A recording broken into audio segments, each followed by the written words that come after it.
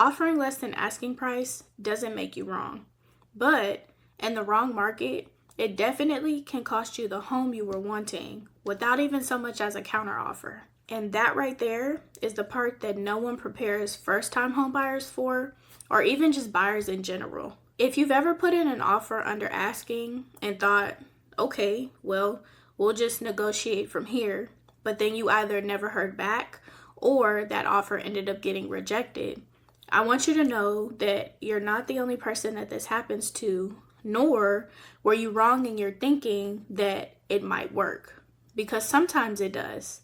And let me tell you why that happens. First, I want you to hear this from me. Offering low is not automatically a bad move. A lot of times, when used in the right way, it can be beneficial.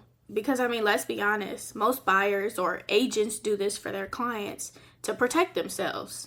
And that makes sense. Buying a home is expensive and a very emotional process. And as a buyer, it can feel like every decision you're making is wrong because you don't fully understand what's going on. So if you've started on your home buying process and are thinking about offering under asking, I'm here to explain to you not only how it can play out, but when it's the best time for you to do that. Here are some of the most common reasons that buyers think offering lower is smart. Number one, you don't want to overpay. We all work very hard for our money, and you don't want to feel like you've gotten played or that you didn't get the best deal or bang for your buck.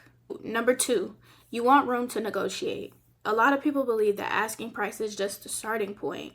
So you expect to go back and forth and negotiate when you offer lower than that. And then the third option is that you're scared something will go wrong later that's either very costly or that is big enough to want to cause you to back out of that offer. You may be thinking, what if repairs come up after my inspection? What if I've gone all the way, we've signed the contract, I'm in the loan process and the appraisal comes back low? Or just what if something unexpected happens?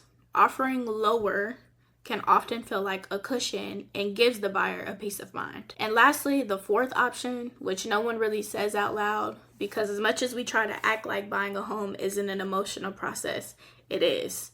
But it feels safer emotionally. If you do offer less and end up losing out, at least you can tell yourself, I didn't go all the way in, and you still have some hope, some room left in there to offer on some other homes. If all of those reasons and options sound familiar to you, and that's your mindset, I want you to know that I get it. And the key is this: that logic does make sense, but only in the right market conditions. Now, this is the part that most buyers don't get told because it just doesn't seem important, but it really is. When a seller has multiple offers, they're not just picking or going with the person who loves the house the most or who offered the most amount of money. They're thinking one main thing: which one of these offers are going to close the fastest, successfully, and cause me the least amount of stress? Even if you feel your offer was beyond reasonable, a seller might interpret it differently because they have other options and offers to choose from. They might be thinking, well,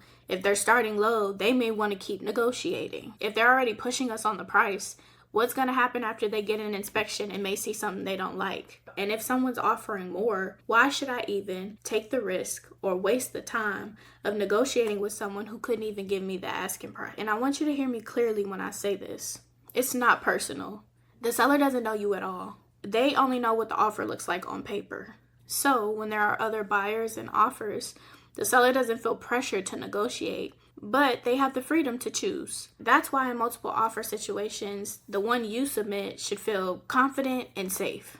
Very straightforward, to the point, and honest in what you are and aren't able to do. Which is why it's so important for you to get a pre-approval before you even begin shopping and submitting offers, so you can be confident in what you're giving to a seller. Now, if you've gotten to this point and you're watching this thinking, all right, Kay, what do I do in my situation? That's exactly what a consultation is for. We'll look at your goals, comfort level, and your current competition in the market that you're currently shopping. And from there, help you build a strategy that makes sense. The link is in the description for that. I also want to touch on, if you've ever heard the phrase best and final, it definitely can make you nervous. It feels like it's a test and that the pressure is on. But all that means is that the seller is saying, we have enough interest that we don't need to negotiate. Get your strongest final offer and submit it so we can choose the one person we're going to go with. And that's why it becomes very serious and can change a buyer's approach, because you may not get a counteroffer. More than likely, you're not going to get a second chance, and you're not negotiating anymore. This is a competition between you and all the other offers that they're looking at. It's like this. If a seller has one offer, they might talk. If they have 5 offers, they don't have to. So saying, give me your best and final offer is not meant to scare you or bully you, but just to let you know that the seller does have other options. So put your best foot forward. This is when buyers can lose out on the home that they've been wanting because they're satisfied with their offer being fine. But remember, the seller doesn't want fine. They want the best option for them. The last point I want to touch on is just to simplify something that confuses a lot of buyers. And that's the difference between a seller's market and a buyer's market. All a buyer's market is when there are more homes for sale than there are buyers. So typically, homes are going to sit on the market longer, and as a result of that, sellers are going to be more flexible with negotiating because they don't have as many options, which is why offering under asking can work better.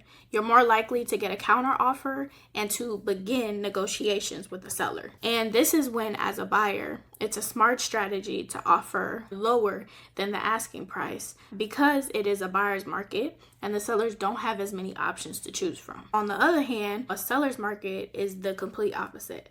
That's when there are more buyers than there are homes for sale. So homes leave the market faster because you often have multiple offers on one home, and sellers don't have to negotiate as much because the buyers are coming to them. So offering under asking may not be the best strategy and can get your offer ignored very quickly. And this is when offering lower is risky because they have several other options and can simply just choose someone else. I'm not saying offering under asking never works in a seller's market, but most of the time, it works better in a buyer's market than it does in a seller's. If you're a first-time home buyer, I want you to stop thinking of offers like they're a gamble.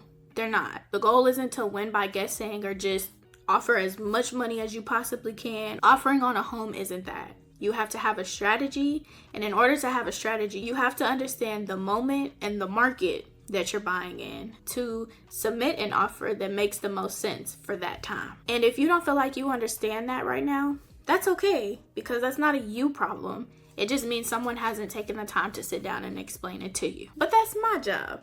And for those of you who don't know, I'm Kay, giving you the real keys to home ownership. If you're getting ready to buy or about to embark on your home buying journey and want some help with your offering strategy and just to get clarity on your situation based on your budget, the market you're buying in, and your comfort level, you can schedule a consultation with me in the description below. Also, be sure to check out the other videos on my channel for more home buying guidance and tips you'll need during this home buying process. Remember, when you know better, you buy smarter. Until next time, see you in the next one.